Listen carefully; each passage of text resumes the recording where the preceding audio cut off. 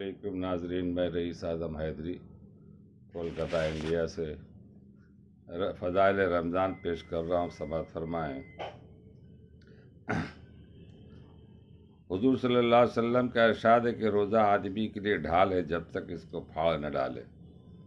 فائدہ: ڈھال ہونے کا مطلب یہ ہے کہ جیسے آدمی ڈھال سے اپنی حفاظت کرتا ہے، اسی طرح روزے سے بھی اپنے دشمن یعنی شیطان سے حفاظت ہوتی ہے۔ ایک روایت میں آیا کہ روزہ حفاظت ہے اللہ کے عذاب سے، دوسری روایت میں ہے کہ روزہ جہنم سے حفاظت ہے۔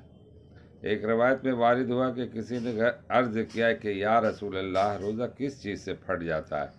حضور صلی اللہ علیہ وسلم نے فرمایا کہ جھوٹ اور غیبت سے۔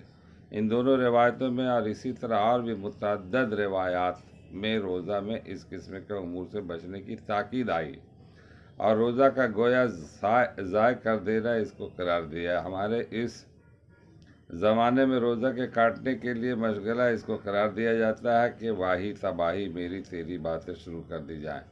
بعض علماء کے نزدیک جھوٹ اور غیبت سے روزہ ٹوٹ جاتا ہے۔ یہ دونوں چیزیں ان حضرات کے نزدیک ایسی ہیں جیسے کہ کھانا پینا وغیرہ سب روزہ کو توڑنے والی اشیاء۔ جمہور کے نزدیک اگرچہ روزہ ٹوٹتا نہیں مگر روزہ کے برکات جاتے رہنے سے تو کسی کو بھی انکار نہیں۔ مشائخ نے روزہ کے آداب میں 6 امور تحریر فرمایا کہ روزہ دار کو ان کا اہتمام ضروری ہے۔ اول، نگاہ کی حفاظت کہ کسی بے محل جگہ نہ پڑے، حتیٰ کہ کہتے کہ بیوی پر بھی شہوت کی نگاہ نہ پڑے۔ پھر اجنبی کا کیا ذکر ہے، اسی طرح کسی لہو لعب وغیرہ ناجائز جگہ پر نہ پڑے کہ نبی کریم صلی اللہ علیہ وسلم کا ارشاد ہے کہ نگاہ ابلیس کی تیروں میں سے ایک تیر ہے، جو شخص اس سے اللہ کے خوف کی وجہ سے بچ رہے ہیں، حق تعالیٰ جل شانہ اس کو ایسا نور ایمانی نصیب فرماتے ہیں جس کی حلاوت اور لذت قلب میں محسوس کرتا ہے۔ صوفیہ نے بے محل کی تفسیر یہ کی ہے کہ ہر ایسی چیز کا دیکھنا اس میں داخل ہے جو دل کو حق تعالیٰ جل شانہ سے ہٹا کر کسی دوسری طرف متوجہ کر دے۔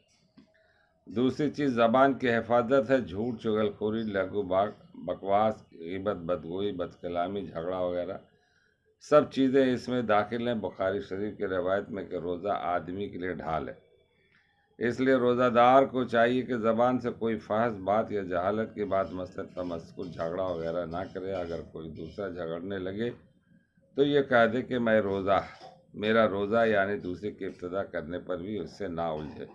اگر سمجھنے والا ہو تو اسے کہہ دے کہ میرا روزہ ہے، اور اگر وہ بیوقوف نہ سمجھے تو اپنے دل کو سمجھا دے کہ تیرا روزہ ہے، تجھے ایسی لغو بات کا جواب مناسب نہیں۔ بالخصوص غیبت اور جھوٹ سے تو بہت ہی احتراز ضروری ہے کہ بعض علماء کے نزدیک اس سے روزہ ٹوٹ جاتا ہے، جیسے کہ پہلے گزر چکا ہے۔ نبی کریم صلی اللہ علیہ وسلم کے زمانے میں 2 عورتوں نے روزہ رکھا۔ روزہ میں اس شدت سے بھوک لگی کہ ناقابل برداشت بن گئے، ہلاکت کے قریب پہنچ گئے۔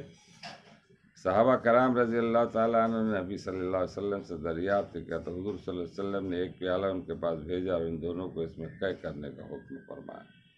دونوں نے قے کی تو اس میں گوشت کے ٹکڑے اور تازہ کھایا ہوا خون نکلا۔ لوگوں کو حیرت ہوئی تو حضور صلی اللہ علیہ وسلم نے ارشاد فرمایا کہ انہوں نے حق تعالیٰ شانہ کے حلال روزی سے روزہ رکھا۔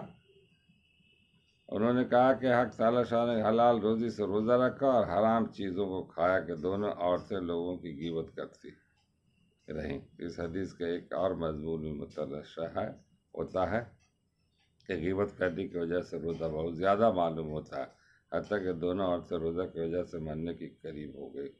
اس طرح اور بھی گناہوں کا حال ہے اور تجربہ اس کی تائید کرتا ہے کہ روزہ میں اکثر متقی لوگوں پر ذرا بھی اثر نہیں ہوتا۔ اللہ تعالیٰ ہم لوگوں کو پڑھنے اور سننے سے اور اس طرح سے روزہ رکھنے کی توفیق عطا فرمائے۔ حلال چیزوں سے روزہ رکھے، حرام چیزوں سے بچتے رہے۔ حرام چیز کھانے کمانے کے دن بھر روزہ تو آپ کو بھوک اور پیاس کی طرح محسوس ہوگا، اور اس طرح سے جو روزہ رکھتے ہیں متقی لوگ اسے محسوس ہی نہیں ہوتا، دن بھر یوں ہی گزر جاتا ہے۔ اللہ تعالیٰ ہم لوگوں کے ایمان کی حفاظت کرے اور ایمان کے راستے پہ چلنے کی توفیق عطا فرمائے۔ دنیا میں کچھ نہیں ہے دوست، بس ایمان ہی ہے۔ ایمان بچا کے لے کے چلیں، وہی ہے اصل آخرت میں توشہ، وہی ہے بھروسہ۔ اللہ تعالیٰ ہم لوگوں کو صحیح عمل کرنے کی توفیق عطا فرمائے اور غیبت، چوری، جغل خوری، ان سب باتوں سے پرہیز کرنے کی توفیق عطا فرمائے۔ وما علینا الا البلاغ۔